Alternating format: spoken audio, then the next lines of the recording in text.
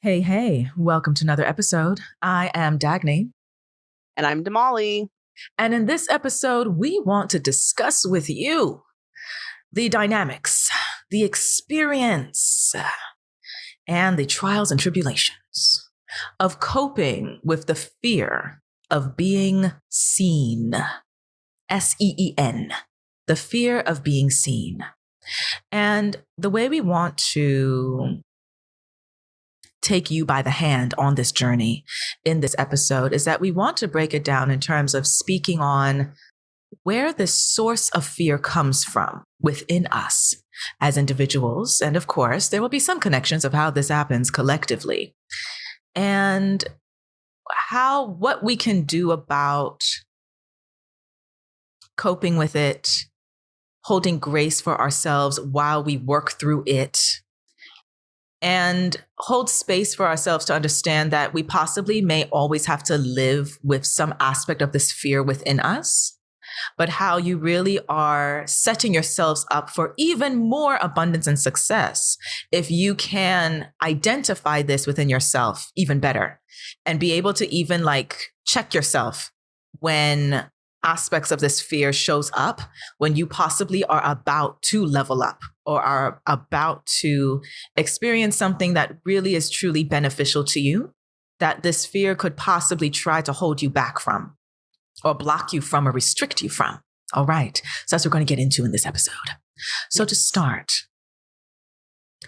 we want to start out with this aspect of some form of the source of this fear can be called imposter syndrome. And this is where we have an actual definition. All right. The definition of imposter syndrome, that's how we'll start. The persistent inability to believe that one's success is deserved or has been legitimately achieved as a result of one's own efforts or skills. Another note to that, people suffering from imposter syndrome may be at increased risk of anxiety. And when we put that together, you listening and both of us sitting right here, myself and Damali, would you say all of us possibly carry some aspect of imposter syndrome? Some aspect of, nah, that's not me. It's not me. No, I know you think it's me. It's not me. It's not me. It was just the wind was blowing a certain way today, and that's why this worked out, but it's definitely not me. Or another version of that is, I'm petrified that they might find out, if they found out, that this could not be me, when you literally did the whole thing yourself. But you yourself can't see that. And I think that does connect to how other people possibly can see you better than you see yourself sometimes, because we see ourselves through a certain lens and prism of our own experiences, our own scars, our own doubts. Our own reality is possibly a whole parallel dimension compared to what other people see in us or around us or about us. And that's holding us back. Yes. As easy as it is for all of us to have it, and how easy it is for all of us to joke about it, there's possibly not enough of us checking ourselves to be like, yes, you did do that. Yes, you did learn it. Yes, you did accomplish that. Yes, you won. Take your award. You got it. And I think for me, I've noted that some of that can be possibly partly because you need to sit down and be humble about how legit you possibly are, because we prefer to, it's for some reason easier to listen to somebody talking about how terrible they think they are, instead of listening to somebody talk about how amazing they think they are. Yes. Or it's easier to listen to someone else say, oh, this other person is great, instead of you talking about, no, actually, I built this, I did that, I secured this type of thing. And that, I think, can cause us to second guess celebrating ourselves, giving credit to ourselves, which doesn't always have to be because you told somebody else you did something. Even for you yourself, do you tell yourself that, yo, I got it? Like, I really got this. Or you also like, well, I mean, yes, I definitely did read the whole textbook and passed the exam and ran the race, but nah, I can't do that. Like, no, I couldn't possibly be that. Right. And that is, I think, understanding the source of that, because it's interesting that the note talks about this is where anxiety could come from. Because I feel like sometimes if you only speak to anxiety as, oh, it's as a disorder, as a disability, as a psychological phenomenon, a lot of times it might be separate from imposter syndrome, which then it's separate from the source of why do you feel anxious? Maybe you don't need the pills because you feel anxious. Maybe if you took note of where did this imposter syndrome come from, possibly the anxiety would be better released if we took note of maybe it's because of these voices in your head or this reality in your own prism of yourself, feeling that, wanting to always feel almost like a part of you feels safer if you could continue trying to make yourself believe that you're inadequate or that you're not enough or that there's no way you could achieve or experience these other things. And it's easier to just not even go for those things because it's safer to believe that couldn't happen. So before we go to any other part, I want to throw it back to you, Damali, in terms of this aspect of the source of the fear of being seen when it comes to imposter syndrome. Mm. How do you either you navigate that, or how do you feel people should do better with navigating that? Yeah, thank you for throwing it back to me. I caught it. Well done. Well done. Yeah, I think it's interesting. I don't know if it's a society thing where we do this thing where it's like this deprecating thing we do where we're like, oh, I'm not really that great at that. Or I'm actually like, we're better at like tearing ourselves down instead of saying good things about ourselves. I don't know if it's a societal thing, possibly generational, but this idea where we can't just like say what we're good at without any kind of like, we always have to back it up with something like, oh, well, not really. And I don't know if that also is part of the imposter syndrome issue because we're always, I don't know if it's connected because since we're always doing that, if you're always like saying deprecating stuff about yourself or joking about yourself or teasing in a way that you wouldn't do to other people, but you do to yourself, then when you actually do something great, I could understand the whole imposter thing, right? I can understand why you'd be like, I can't do that. Even though you did the work, you ran the race, but for some reason you feel, no, there's no way I'm not like this. And I think personally, I think part of it for any imposter syndrome I have, most of it or part of it is like doing things I haven't done before and like not being sure of it. And so that's where the imposter syndrome comes from. And I find that like it's funny when I'm progressing to do something, when I'm in the process of it, I don't feel that kind of imposter feeling. I'm just like, oh, I'm working on something. But then when I did a really good job on something and someone like compliments me on it and like, or I get, or in the past, if I've got an award for something or something like that, sometimes I feel, funnily enough, older. When I was younger, I didn't have imposter syndrome, strangely. When I was younger, I just, whatever I did, and I said, yeah, I'm good at it. And what? Like, and I wanted to be the first one to let everyone know, oh, I did this kind of thing. But then you get like older and you start to see people's reactions to you or reactions to things you do, or, or you be told that you're, whether it be from in a nice way or a bad way, be told that you're quiet down, you're being too loud, or wait, be careful. Oh, wait, maybe you don't want to tell. And then all of a sudden I'm like, okay, then maybe I'll just be low key. And even if I do something really, really awesome, I won't say much about it because, that's a type of thing. And then, so yeah, so if I do something new and I did really, really well at something and I haven't done it before, I'm out of a comfort zone or something, then that's when it goes into, I don't know if I can do this, right? Or even before I do it, if I think that, like, because people, like, you hear all the people talking or self-help books are like, oh, if you just apply yourself, you can do anything. And if you do this, you'll become awesome. And like, and sometimes I think, oh my God, if I studied anything I wanted for 6 months, I'd be awesome at it, or a year. But even that freaks me out because I'm like, wait, no, can I do that? No, I don't know. And there's always excuses like, it'll take too long, or someone else is better.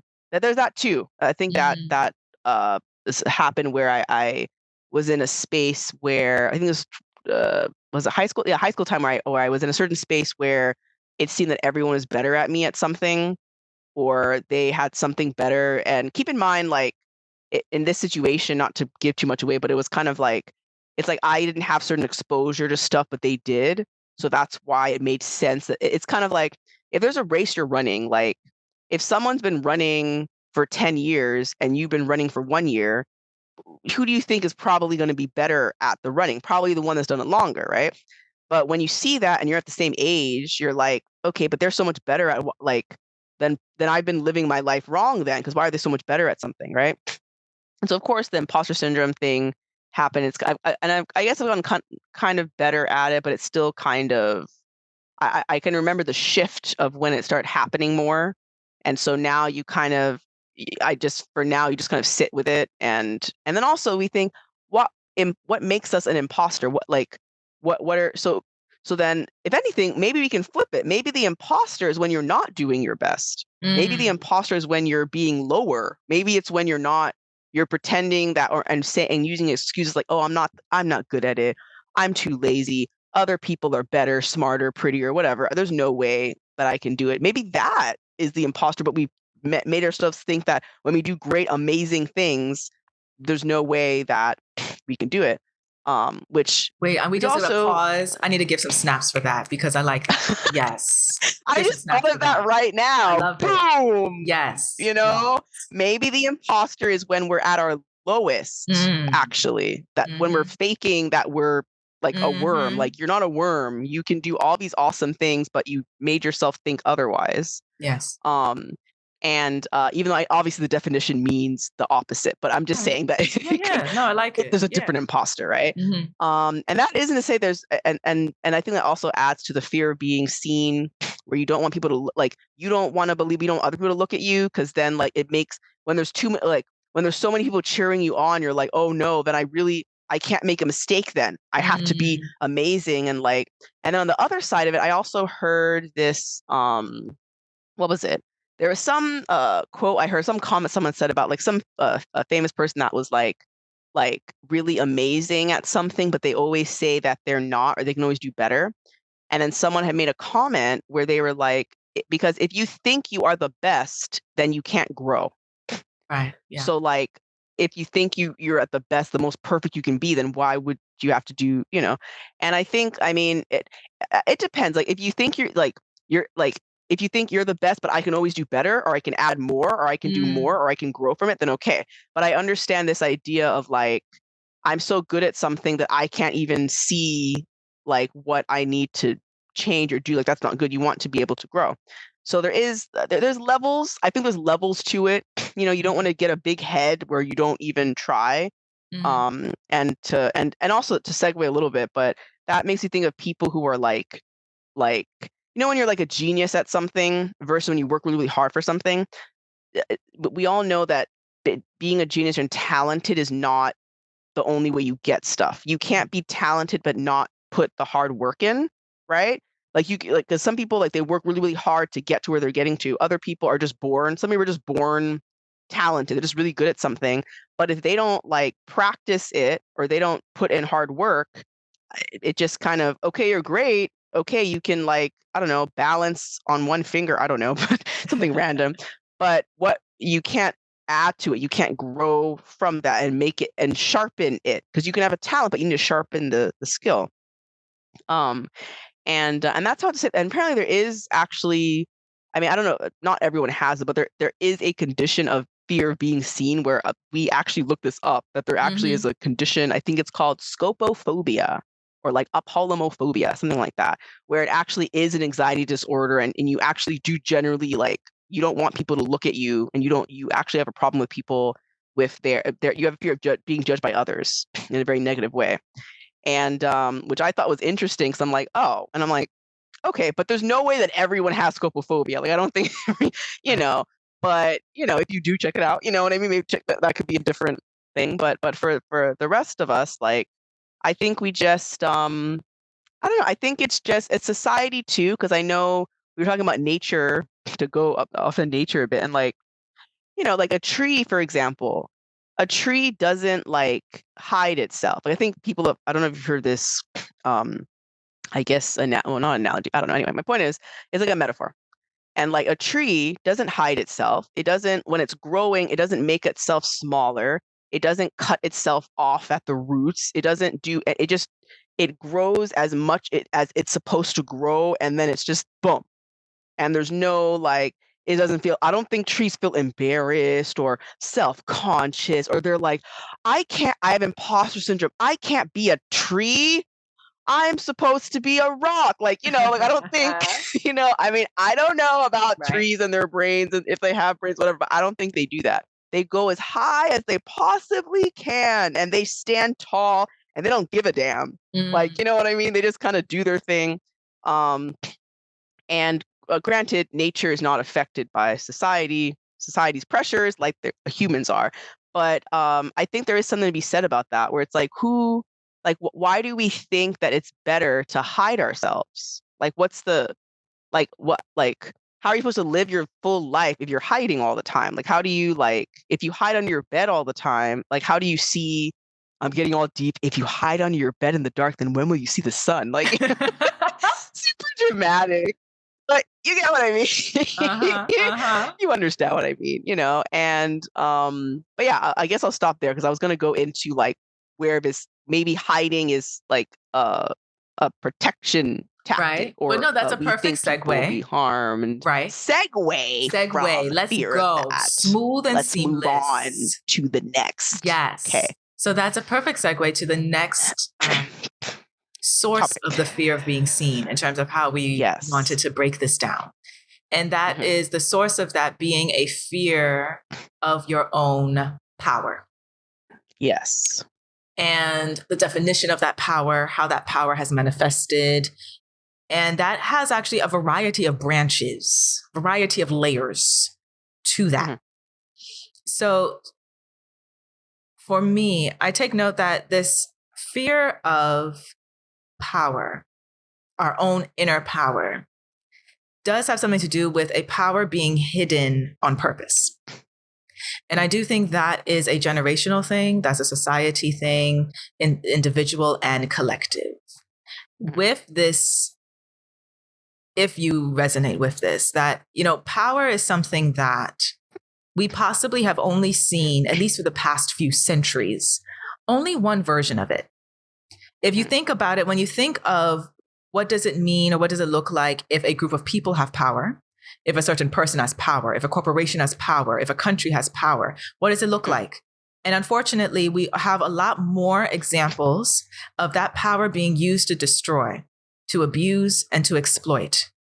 Whether it's historically where you see what did empires do with their power? Let's go and conquer everybody else who's outside who was just minding their business and force them to be part of us. And if they don't want to, we kill them. What does it look like if you're into the industrial era? What do we do with our power? Let's cut down everything, mow down everything in this era of we must be industrial. Amazon. Okay. Amazon rainforest. Yes. And so even though, but there's some good things with it, because didn't that mean you have an empire? Doesn't that mean now more people had jobs? Doesn't that mean, yes, it does. But it was all through destruction. It was all through forcing. It was all through exploitation and abusing. And I'm going to beat you into the submission of my power of what I want you to do because I have the power to do that to you. So if that's the only definition we have about power, right? Even to your metaphor about the tree is so powerful until you come with your axe, until you come with the machinery. Like, what was that cartoon? Was it Fern Gully?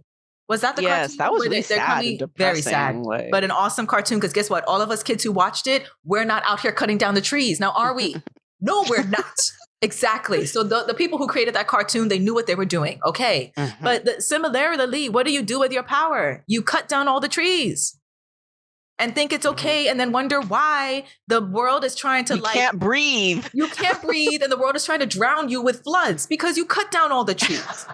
Do you see? So like the unfortunate thing is that even there's like, I feel like we need to redefine what power can be because we've only seen one example. And I feel like when it comes to our inner power, the reason why so many of us have been conditioned, taught, and born with a veil over our power, or that our power has been hidden from us, was to keep us safe because our version of power, collectively and individually, is the other type that has been suffocated for way too long. And it was safer to hide it because this other version of power that's been outside very loud for a very long time cannot coexist with it. Because this other version of power that's hidden within us would not allow all this destruction. It's like, can you go sit down and drink some water? What are you doing? You don't need to explode everything. What's wrong with you? Like that would be it. But we couldn't, but then how would you have all of these innovations? And I'm like, I feel like all these innovations could have happened without all of the suffering and the bloodshed. But that's just me. Okay. So when it comes to reclaiming that power, I feel like as a beginning stage of it, you really need to hold grace and be protective of yourself. Because we have examples of when people were in their power, they were called witches. When people were in their power, they were colonized, cut off, exterminated, because that version doesn't coincide with the abusive version of power. Another example of that I like in terms of why we need to hold grace for ourselves, because it will definitely take time to reclaim our inner power and actually be able to exist with it, is like your inner power is like a version of you that goes beyond anything you could imagine in terms of how magnificent they are. And even though they've been hidden for your protection, they never died. It's not like they were erased or exterminated. They were hidden for your protection. It knows why it's hiding there, but it's kind of waiting for you to allow it back outside, right? But because you yourself have been conditioned almost to fear it, even taking a peek at it is terrifying, even though technically it's you. But it's like, it's so unknown to you that you could possibly be that version of you that it's scary. An example or metaphor of that I like is that when you think of the sun, right? From our perspective on Earth, the sun is like a wonderful globe of warmth. It feels so good on the skin. It's always shining. I mean, the sun doesn't care if it's shining all the time, so you should shine all the time too. And that's wonderful. But then when you look at the videos and the photos we have of the sun, if you were close up to it, like, does that look like something you want to give a hug to? Like, it looks petrifying, like this glob of like blah, blah, blah, blah, lava, fire blah, blah, blah, everywhere. like just fire, just blah, blah, blah, blah, blah. Like, it's like, okay, you know, and like, we actually have no idea why it's even there. Like, why hasn't it fallen? Why is it still on? We have no idea. It's terrifying, Dagny. Stop it. It's terrifying. It's falling on me, all creepy. I'm just saying, like, you have no control over it. It will do what it wants. It literally could burn all of us if it wanted to. Like, it's like, yeah, it will in a billion of years. Yeah. Another interesting thing I noted, like the solar system, you know how usually in school they make it seem like, oh, the sun is just sitting in one spot and we're all just like playing merry-go-round around it. But that actually is not the case. The sun is moving and dragging all of us with it. And I don't know where it's going. None of us know. The sun is taking us. Like, it's so funny. It's like petrifying and funny at the same time because you don't know. And the sun ain't going to ask. The sun will not respond to you when you ask at all. Nope. So nope. That's kind of the similar to the powerful version of you. Because that version of you is like the sun. Like, I don't ask, answer to who? Answer to. I'm taking you with me. Done. But yeah. And to even think that version of you is sitting in the shadows waiting for you, like, you gonna let me outside or what? You ready or not? Like, what you doing? That is petrifying because you have to answer to it like, what took you so long? Because that's what that version of you is gonna ask. Like, what took you so long? So I think but I feel like that should motivate us even more to try and grow to embody being that version of us. And I would like to think that if more of us could do that, because here's the thing, unfortunately, like I noted in history and even today, when you see just little pockets of people doing that, it's too easy to snuff them out. It's too easy to block them. It's too easy to like, oh, well, there's another assassination. Oh, well, we don't hear from them anymore. Oh, well, like it was too easy. But if more of us could quietly do that, which I would like to believe more of us are, that's why we don't post about it, because we're doing it quietly, because we understand the assignment. Yes. But hold grace for yourself to understand how much inner work this involves, which I do think the whole self-care, we're all here to kumbaya, hold hands and meditate, may not fully grasp that part of how powerful that inner source of power of you is, and how much work it takes to like reconnect to it. Because if you think about it, okay, one more point, because I'd be going on all these branches. But if you think about it, if you go then into the generational spiritual side of it, that the reason why it was hidden from you is because generationally, all of your grandmothers understood, all of your grandfathers understood that if you were powerful, you would have been harmed. So for each generation, we need to hide it. Similar to like, so now you are not going to, let's not teach you the language of your power so that you would never slip up and get caught, right? Let's teach you not to understand how to read the trees, read the cards, read the shells, read the wind, read the energy. Let's not teach you how to do that, because if you slipped up and allowed others to see that, you would be harmed. So it's like, even though your powerful self, and I would like to believe that your powerful self knows this. So it's not that it's sitting there angry at you for it being hidden. It understands that this was how to keep you safe for so many generations. But I do feel that means that it's possibly even more motivated to fix things now, because all of this, claiming this would have prevented harm, it didn't. Because you're still sitting here possibly having anxiety because you don't even believe in yourself. So the harm still happened, but it was different. You were supposed to be protected by not having your power. So yeah, maybe because of this, you're not labeled as a witch now. So because you don't know the language anymore. Or maybe now, okay, you won't be fired because you don't know how to talk back at people in a certain way, sort of thing. So yeah, that kept you safe, but it kept you in a safe version that's a like lower grade of yourself, or like a diluted version of yourself, or a very heavily cautious version of yourself. And so that makes you beg the question, is it worth being safe if it makes you gray? Like all the saturation of you is gone. Now you're just like a grayscale version of yourself. Is it worth it? Yes, you're alive. You're allowed to exist, but is that enough? And it's possible generationally that could be enough, because all they were doing was to survive. And so I'm going to try and keep you safe because I need you to survive, because we want this lineage to continue. But in this era we're in now, if this resonates with you, in the era we're in now where we're trying to shift out of survival and into thriving, we need to redefine what safety is. And I do feel that safety must mean that this other version of power should be able to breathe, should be able to be outside, should be able to be with the sun. And the version of power that's been loud for way too long needs to answer for what it has done in a wholesome, respectful way, right? But like, the safety can no longer be that everybody who actually could have solved everything must remain mute, because if they did, they would be harmed.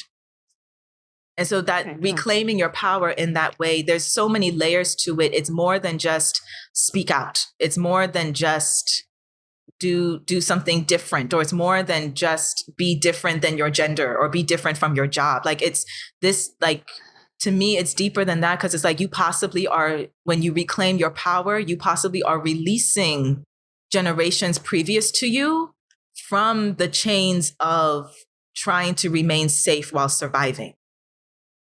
That's a big deal. Yeah.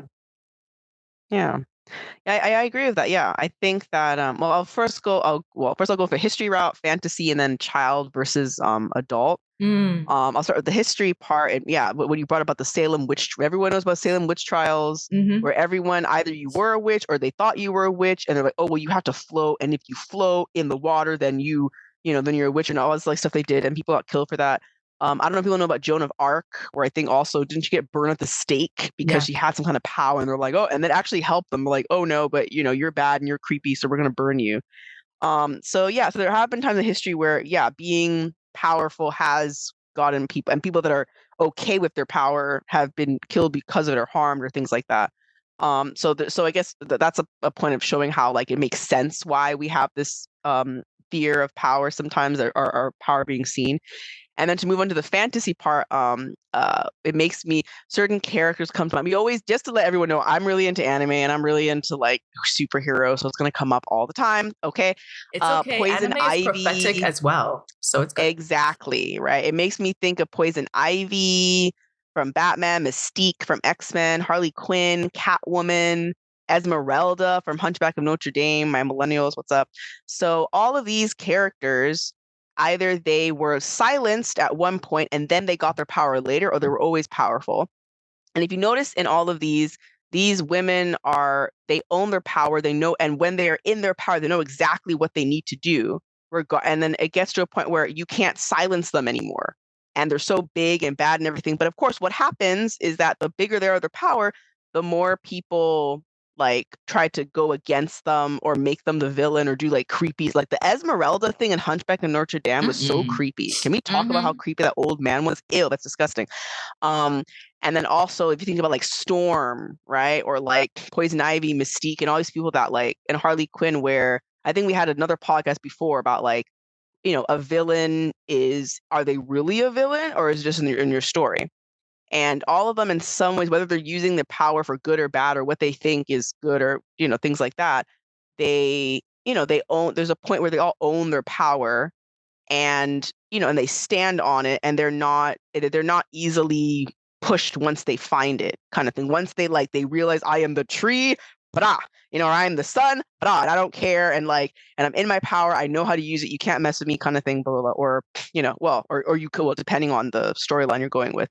But and then you also see different reactions to it. There's some people that have scared reactions to it, and then other people that are like, this is how you should have always been, which makes me think of Mystique and Magneto's relationship comes to mind, and that kind of thing, where like having your power. So I think that it makes sense that there was a reason to hide power. There was, there are some, reasons for it. It's not like, oh, well, why don't we hide it? What's the big deal? No, there's a connection to it. And then when I move on to like the child versus adult, I think I mentioned this earlier with myself, where as a child, and I'm a Leo as well. We mentioned I'm a Leo. So Leos, we're very bright. We're like supposed to be like the sun. We're loud, lions, whatever.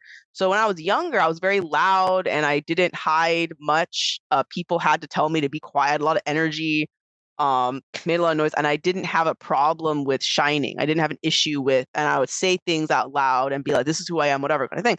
But then as I got older, as an adult, that's when I realized, like, oh, wait, hold on. People don't like it when you're loud. Oh, wait, I'm not doing things. Oh, no, hold on, And then are people being like, oh, well, if you do stuff and you're quiet, it's better or something. Or like, but the people started having some issues with me being as loud as I am. And so, and I think that's a general thing where sometimes I think children, if they're not, they tend to be more, I would think, less afraid of being seen when they're just left to their own devices, kind of thing. And it's, of course, leaving, hopefully they, are not being abused or horrible things are happening, all this stuff, but they tend to be just very free and open. And like when a baby is crying, they don't give a damn how loud they are. Like everybody knows that one baby, when you're on that flight and you pray there isn't a baby next to you crying in your ear, throwing up on you, hitting, just like, I don't even know, I'm sure some people can relate to this, but when that baby is crying, they don't give a damn. Like, even if you went to the baby and were like, be quiet, they will just cry louder. They don't give a damn. Like, when you're young, you don't give a damn. You just be whatever you need to be. I don't know if I guess crying could be a power, being loud and crying because you want your diaper changed. Anyway, you understand the point. Whereas when we're an adult, like, What if I want to cry really loud like a baby on I mean, hey, I'm just kidding. Although it happens sometimes too. But my point is, as an adult, we're taught to be a certain way. You have to look as you're growing up, you need to be this way. And especially as women, right? As females, we're put in a certain place, and like women are supposed to be seen and not heard. Women are not supposed to do this. Women are not supposed to do that. All of these rules of how we're supposed to fix ourselves a certain way to appease someone else in this world, normally men, right? Or the patriarchy, whatever. And so I think that's another layer of it also, where it's like we're taught or told to be a certain way. And it's always this thing where it's not like, oh, if you're loud, it'll be a problem for you. No, it's always about other people kind of thing. When we're hiding our power, it's always how will other people look at you? How will the audience look at you? It's not about how do you feel about it kind of thing. And so I think and then of course there's that kind of weird thing about that fear. Everyone hears the fear of failure, but we often think of fear of success, where, it's like we fear both, which doesn't make any sense. Because then what are you, an amoeba? Like you have to do something. Like you're going to fail or you're going to succeed. What are you doing? We fear success because that's scary. And sometimes we fear that even more. Because at least if you fail, it's like, okay, whatever. But like, if you fail, it's easier to keep on failing, I think, than to succeed. And then from the high point of success, fail. Because it's a much higher, dip, right? It's this thing when you're on the top and you fall, it's much worse than if we're already on the floor, then I won't fall, right? Like, if I don't jump down, kind of thing. Mm-hmm. And so I think, I mean, it makes sense. I mean, it sounds like a simple matter, but you understand, if I'm on the floor, I'm on the floor. You know what I mean? Yep. And I think sometimes the floor is safer because if I'm on the floor and I jump, that okay, it can be a little scary, but it's fine. But if I go on Mount Everest and I jump down, I mean, if I didn't die, that's still terrifying. Like, you know what I mean? Like, I don't really think we should be doing that. You get me? Okay. So, and in this metaphor, Mount Everest would be the success and the ground There is you the go. failure, just in case people didn't get that. Yeah. So, yeah. So I think we definitely have an issue with this, and of course, it depends on the country, right? Because some people, the success is fine if it's like in a group, right? Versus, but don't talk about it on your own, kind of thing. And I don't know if I mentioned this in another episode, but I don't know. There is another episode. I don't know if we should link it, but it was on YouTube, and I think, or I don't know what it was for Issa Rae. I don't know if you guys know Issa Rae. She did Insecure. She was on Barbie. She had Awkward Black Girl. And in her speech, she basically said I did this, and I'm gonna thank myself, and that's it. I did this, and there, bam. And people are laughing and joking, it's a joke, but I'm like, why are we laughing and joking? Why, if I worked on something, why can't I say that? Thank you, I did a good job. Why can't we be, kind of thing? And I mean, I guess we have this thing where, I don't know, people think there's a fear of arrogance, or people are going to be horrible to people. And I'm like, I don't know about you, but even when people aren't arrogant, they can still be jerks. If people don't like you, it doesn't matter how arrogant or not that they are, right?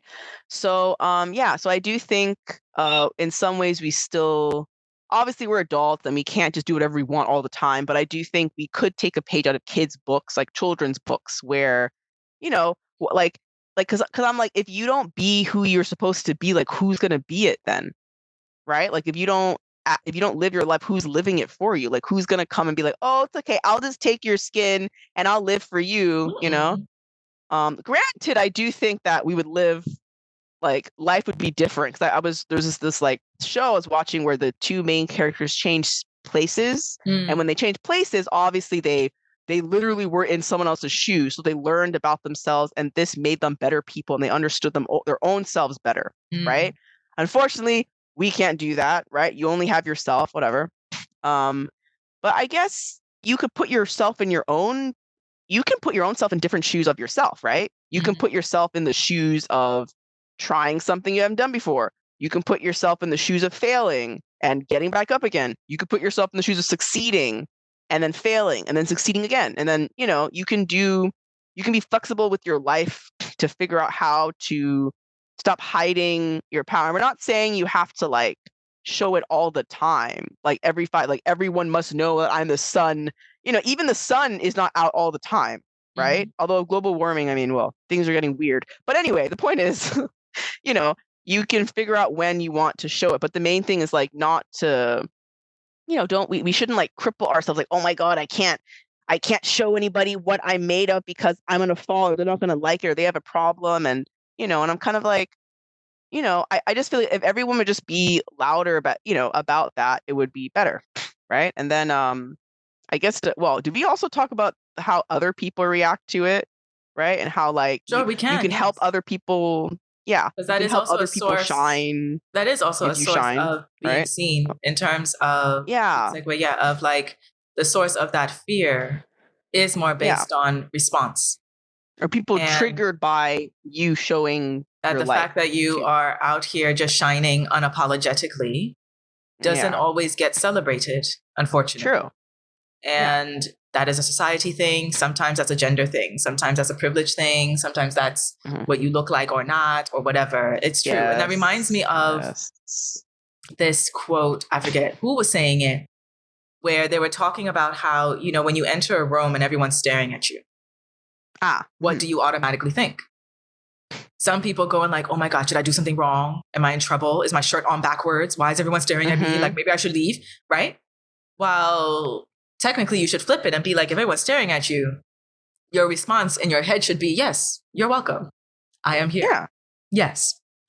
And I mean, some would be like, oh my God, that's so arrogant. Why are you so vain? Like, ew. And it's like, no, but like, why not? Like, why?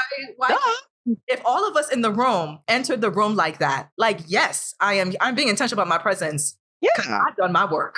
So I know my light is a good thing.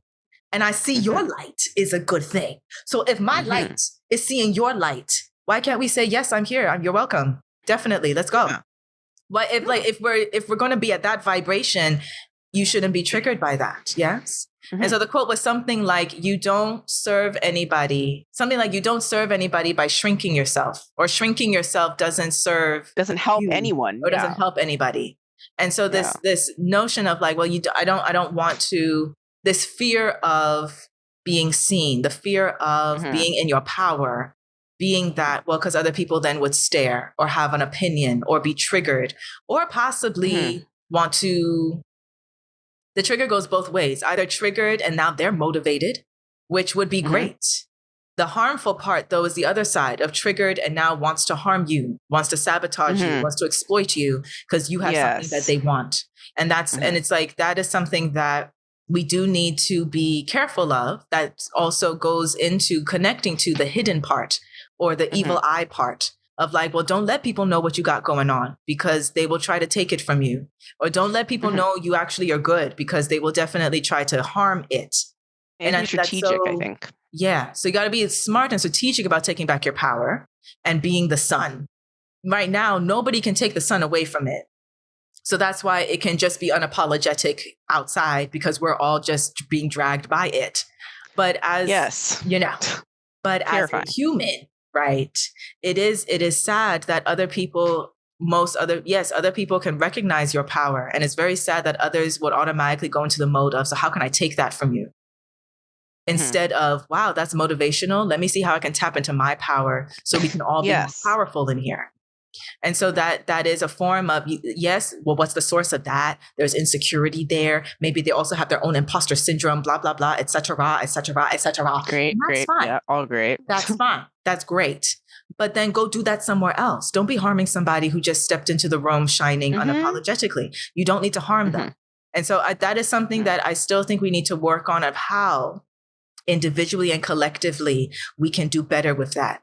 Because the source of that didn't happen in a vacuum when you're dealing with people who are triggered and choose to not celebrate you as you are out here conquering your fear of being seen and being unapologetically yourself. That is a problem that we still really need to, we can't dismiss or think it's not that big of a deal. It is a big deal. Even when we try to be private, even when we try to be strategic, somebody still be feeling some kind of way. Because it's like, wait, why are you private? You think you somebody? That's why you're not out here telling us what's wrong with you? It's like, you can't win for anything. You can't Beyonce. win. Regardless of which part you want to be, somebody's going to have a problem. And it's fine if you're on the receiving end of that to be like, oh, don't just let it wash off your back like a duck. I don't know why it's only ducks that wash off their back as opposed to any other. Okay. But okay. But it's like, but we really do need to deal with the source of that too. because that can't just, and that possibly is part of a power that is abusive that we've been seeing too. Yeah. Right? Yeah. Of like, if I see something shining, I need to destroy it. Or I need it's to like, but you don't it. do that to the sun. Do we? No, we don't. So that is something well, which I mean, I have yet to can't. yet, anyways. But I have yet to see or hear or be inspired to understand how we deal with that. Or like, how do we make sure that generations after us are not doing that? Like, how can you raise your child or mentor someone younger than you to make sure that void of insecurity or void of something within them doesn't act out in this way of needing to harm or punish or smother someone else who has a life that they want or who has power that they want? That's something we still need to be responsible for as a collective, because we can't just throw those people away. Right? Like, they still exist, and we still need to exist with them. So, you know, it's great. That's why this inner work is not in a vacuum. It's important because it's important that the collective aspect of it needs to also be proactive. We need to be proactive about it too, because we as individuals, we can do all this work, but then you go outside and it's all trash. What was the point? Exactly. Of all the work? Because then just I go outside and there are people. Exactly. I'm like, damn. Exactly. So we as a collective, I feel like, I'm not sure if we've grasped the answer to that, of what are we doing to make sure that we have less people like that, to make sure that, okay, so that we have less people carrying wounds that cause that sort of trigger. Yes. We still need to figure that out. But yeah. Yeah, I definitely agree with that, because I know how it feels. Like, I've been on both sides of it, but the difference, I don't harm people, so like, you know, people could just not do that. But and I wouldn't say the one side of it where I sometimes, when I'm older, like if I read the room and I kind of decide, okay, can I be loud here or should I dial it down a bit? Kind of thing. Or is this the space for me to say, oh, there's this awesome thing that oh wait, no, it's not. Okay, I'll chill, kind of thing. And to read how other people react to it, kind of thing. And just just be aware of how people's reactions are, which, you know, is just part of life, I guess. And then I have the other side where someone is saying something, and I don't think it's like a jealousy thing so much as like triggering something within me. Like if someone is something they can do, and like I want to do that thing or something, or they're better at it than me, like or something like that. I'm always kind of like, oh man, you know, how do they, you know, do that? I'm like, oh, I wish I could do, but it's more about me, not so much about them. It's just how, oh, I want to do something like that, or I like do my own thing, and then, you know, and then you have to keep on thinking, okay, well, I'm on my own path, and everyone has their own stuff that they're doing. And then also you have to remember that even people that are succeeding and being awesome, like, it's not like they don't have insecurities. Like, it's not like they're just, oh yeah, I'm so great that like nothing can touch me. Like, no, I think they still have things that they're not good at, or they don't like, or that they like, you know. And then also a lot of times people put a lot of hard work into doing stuff. So I'm kind of like, if you put hard work into something, why shouldn't you? Of course you would be kind of good at it. Like, if you're doing it all the time, then you're probably going to have some kind of skill in it. And I'm like, if you're not putting hard work into anything that you're doing, then how can you expect the same kind of results, kind of thing? But of course, people don't want to be reminded of which is funny, because like the person's not really reminding you of your insecurities. Not really. That's kind of on you, right? Because like it doesn't, you know, it's how no one's really responsible for what your emotions do. Not really. Like, you know, like you can see people do something to you, but like you are more in charge of like how you want to deal with that. Or if you feel something, what is your reaction to it? And I think the best way is just to like, you know, okay, I feel this, you know, or even if you are insecure about something, but okay, I feel insecure, but okay, I know that if I do this and this, it'll make me feel better, right? Or you know, if I do this and this, I'll, you know, kind of. And then of course I always bring BTS into it, because you know I'm an army. Oh my god! But they do have like talks about that. I mean, and BTS is like this huge, like big deal, right? This huge fame. I don't know if you've heard of BTS or not. Probably have. I don't know. Anyway, and they're a big deal, but they're quite famous, right? And they work really, really hard to get to where they are and stuff. And they do talk about that imposter syndrome and like we're on top of the world, but like you still feel some type of way about it, or you feel like you don't really deserve it, even though you worked your butt off. And that feeling of like, the reason, like I think one of them said like the reason that I worked so hard is because of insecurity, because I saw other people doing all these awesome stuff, and I was like, oh, I want to be like that too. So I'm going to work my butt off and get really awesome so that I don't have to feel that way anymore. I just work, work, work. And anytime I feel bad about myself, I just work on something and I work on a project and then it becomes something and I'm like, oh, okay, bam, kind of thing. And, or you get interests that don't make you feel insecure. Like I think it was it, I don't know which member it was, but well, I know which member, but it's fine. I don't want to get too much into it just in case we're not really into BTS. But one of them was saying how he likes art a lot because like he's not really that good at it, but he's really good at like music and songwriting, and so that he doesn't like appreciate or look at music the same way he looks at art. Because when he looks at music, music can make you feel anxious. Music can make you feel insecure because you're like, oh, well, I want to do something good too. But with art, it's not, he doesn't do art. So he can appreciate it in a way where, as amazing and awesome as an artist is, it won't make me feel insecure because that's not what I'm into, kind of thing. Which I think makes sense because there are certain things that like people are really, really awesome at, but like I don't really care because I don't want to do that. You know what I mean? So I think that also changes the game. And then also it's like, you should use it for yourself. Like if you feel bad about, or like, oh, why is this person so great at it? You can talk to that person too. Like you could ask them, well, how do you feel about where you made, and like, how did you get to where, like, can you give me some tips, and things like that. Like, and kind of study how did they do stuff so you can do, kind of thing. I feel like a lot of things in life are about working them out in our head and writing them out and like putting the work in and putting it where it's tangible. Because when you keep it in your head, your brain and your thoughts are kind of weird and they kind of say the truth, but kind of lie to you also. But if you put it into, okay, let me make something or let me do something tangible as opposed to like, and, and of course, like with most things, if you focus on yourself and your own work, you won't be as bothered by the awesomeness around you kind of thing. And then also you can also have access to awesomeness too. Like if other people are awesome, then like, you could be awesome too. Like it's not like there's only a certain number of people in the world who get to be awesome or that get to be talented at something. No, right? So I think I guess to put that into one word would be like perspective, right? Is the biggest thing. I think it's our perspective of other people and sometimes we think that people are showing off when they're not. They're just kind of vibing, right? They're just doing what they do and people are so kind of like triggered and bothered by it, and like people come, like Beyonce comes to mind, and like Michael Jackson comes to mind. Funnily enough, they're both Virgos, but anyway, we're going to go into that.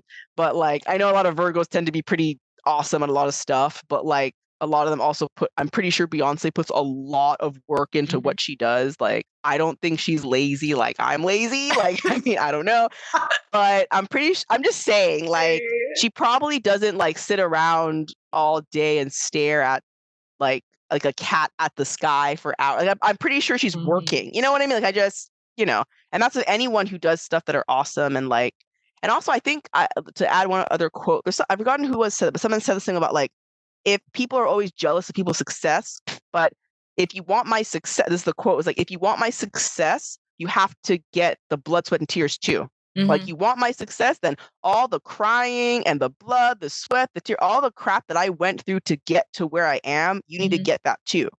Because like there's no way that you can, I don't think there's any type of, we say like, oh, overnight success, but I'm like, is that really true though? I'm pretty sure they had to do something to get to where they are. They weren't just like an amoeba, just like doing nothing and not, and I'm not saying that some success isn't easier or harder than others, or other people have a harder time, easier time, whatever. But my point is that, like, you can, to go back to what you said, is a collective issue where, because some people are out here with their power, doing their thing, whatever, but then they keep on having roadblocks, or society telling them you shouldn't do this, or people having a problem with them, or people cutting them at the knees, or everyone having some opinion. I'm like, you just focus on your own stuff and what you're doing with your life. It'll be fine. And often like when you see people like comments online of people saying like mean stuff or whatever, I think about like the people that are doing stuff with their lives and successful and moving and grooving. They're not the ones hiding in the comments. You know what I mean? Like the people that are you know what I mean? People that are like living their lives and actually doing stuff like, you know what I mean? Like, they don't have time. Like, when are they commenting like rude stuff? You wouldn't do that if you're focusing on what you're doing, Like, and I read this article the other day where it's like, can you believe that you literally get angry at people online that you did not know 5 minutes ago? Like, you had no idea you just see a comment and we're so enraged by the comment, and it's like, but like, why though? And yeah. So yeah, it's definitely it's kind of it's not a bad but it can be an uphill battle because like you have to deal with it. You're not in a vacuum, right? Because if you were just succeeding and being awesome around all these other people succeeding and everyone loved it, everyone was appreciative, everyone was supporting everyone, then that would work. But that's not the society we live in, right? And then of course, to add one more thing, of course BTS comes to mind again, because not in their music, but with BTS, I actually watched like a very good video about them and how their teamwork is amazing. Okay. They're all able to do their own stuff. Everyone has their own talents. There's no fighting or jealousy going on. All of them support each other. They are successful as a group and by themselves.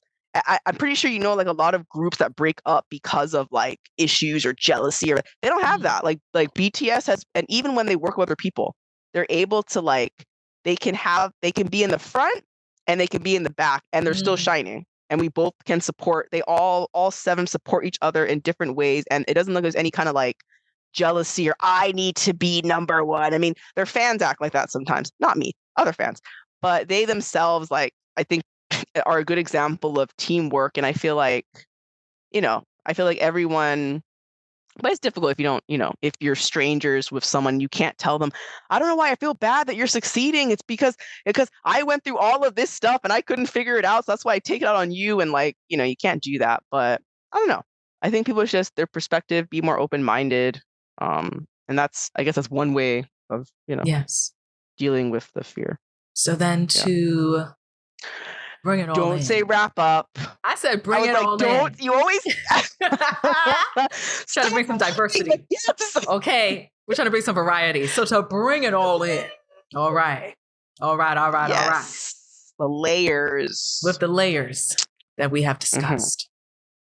When it comes to what should you do next? How could you start? Is this something that resonates with you in terms of understanding how to cope with your own fear of being seen?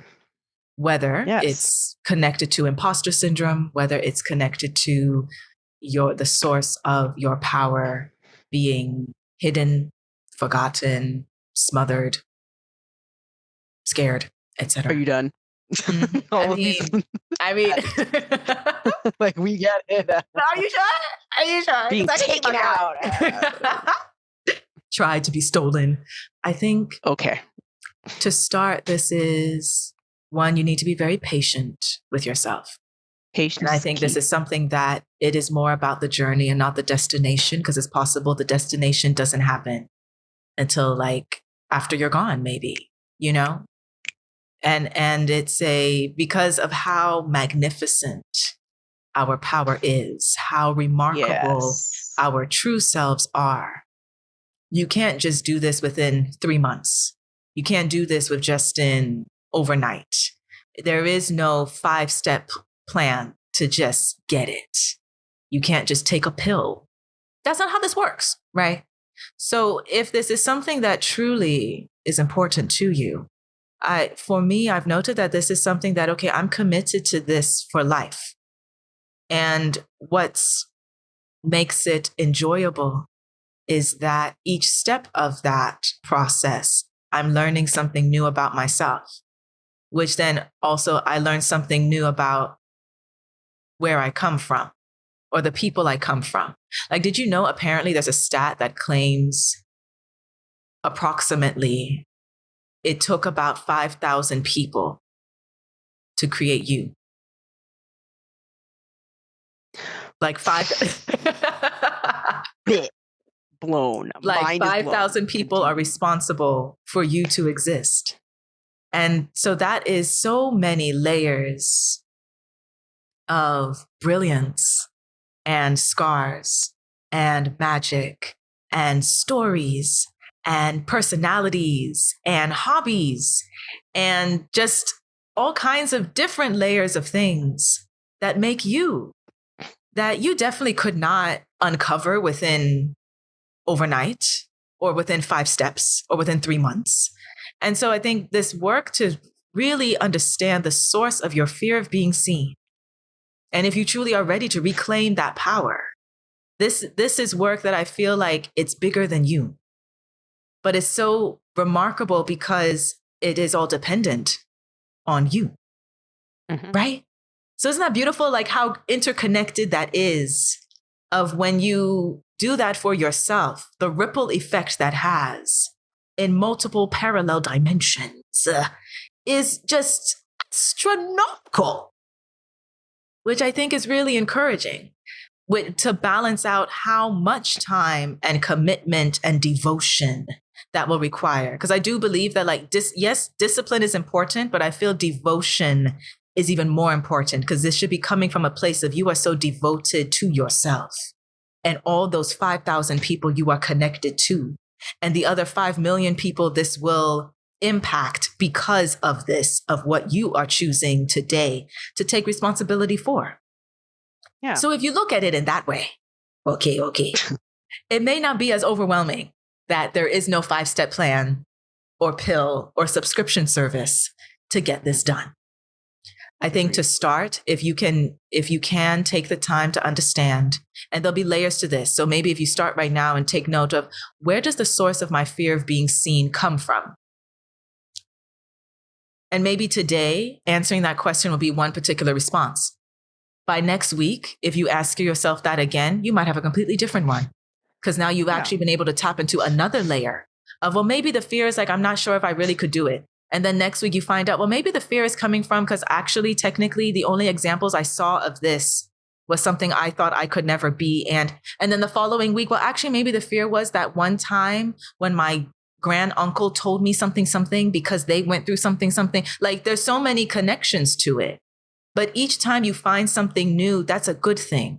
Because that's like you, to me, I feel like that's like you gradually learning the language of your powerful self that's waiting for you to reconnect with it. Yes? Yeah. But it's like, this is a completely, like, that powerful self of you speaks a different language than you speak right now. So it's almost like you're learning a new language. So to start with that understand that you're learning a new language for yourself.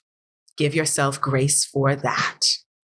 And understand that it's okay for the fear to exist. The point is not to erase the fear, beat the fear, kill the fear. That's not what you're trying. That's not what you're trying to do, right? The fear is there for a reason. The fear actually, it can be a guidepost for you, to be honest. So it shouldn't be dismissed as something to throw away. Similar to, like, your anger is a guidepost, your sadness is a guidepost. All those things are not to be thrown away. They're here to lead you to that next step of your journey that's needed. So it's okay if you're carrying it. Just understand how to balance carrying it instead of drowning in it.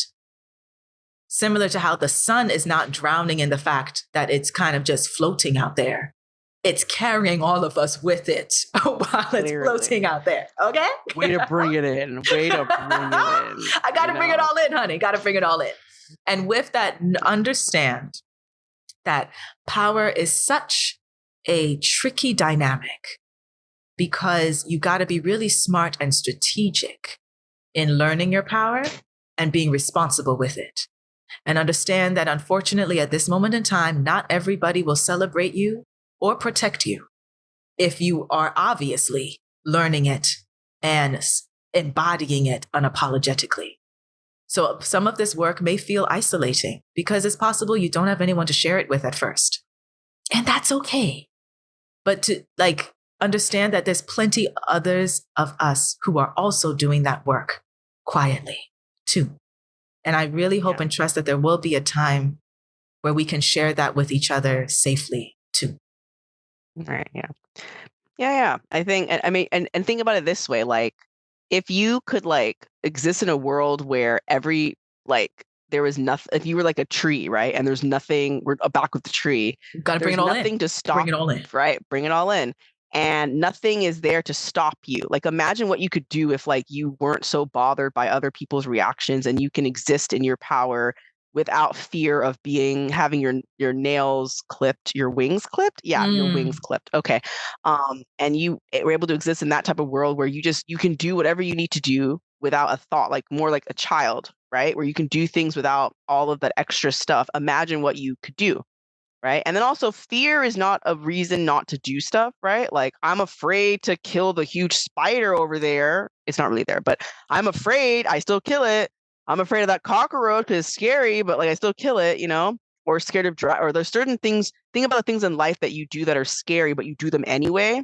Right. I think that also can put stuff into perspective. And then also think about how, like, take things when they come. Like, I think there was an episode in Abbott Elementary or something, if people are into Abbott Elementary, and there's something about a teacher gets an award he doesn't think that he deserves. And I think the other teacher's advice was like, you can't choose when people want to acknowledge you all the time. You can't always choose it. And if you don't feel that you deserve a certain award, act like you will later. So you might not be where you need to be now, but you later on you will. It's almost as if like you will grow into the award, or you will grow into the greatness that you're supposed to get, kind of thing. Because I think we do that too, where we do get stuff, we do get alcohol. People, oh, you are good at it, but you're like, but I'm not that good yet. That's fine. That's fine. That's like, it's a start, and you grow and know that at some point, how I feel now will change, because if I keep on putting the work in, it will get bigger and bigger, right? And don't be so afraid of the fear. Don't be so fearful of the fear, I guess, kind of thing. And also, if you do feel imposter syndrome, that's okay.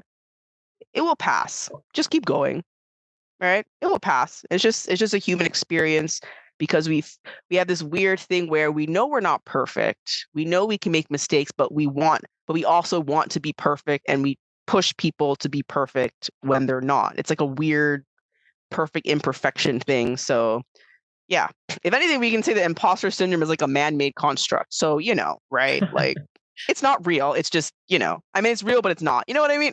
You understand. But, be comfortable with the discomfort and the fear sometimes. And I think, as, all together, we can get better at not hiding so much of our power, and being, as you said, being more like the sun, who just drags everyone.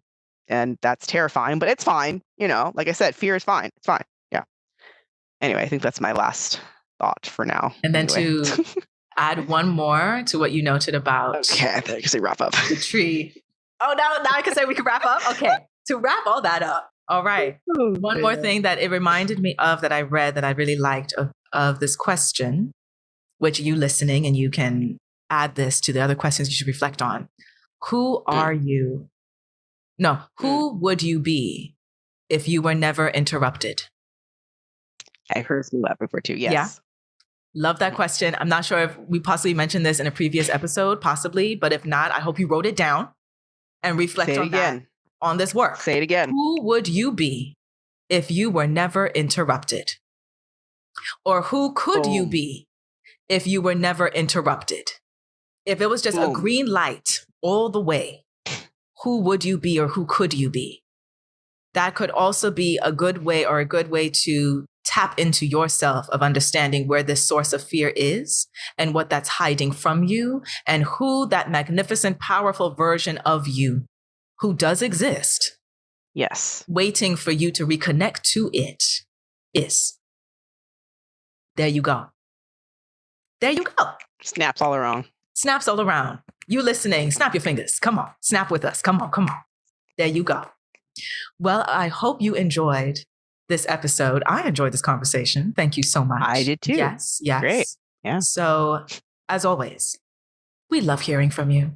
Let us know your thoughts. What stood out to you? What first step are you going to go now to reclaim your power strategically and smartly, of course? And if you would like to hear more aspects of this topic, as always, let us know. And we Yes. possibly, most likely, will incorporate it in another discussion. So until then, Yes. thank you again, and we'll catch you on the next episode. Thank you. Stay blessed, stay loved, and don't be too afraid of fear. Good luck, guys. Bye. Take care. Bye.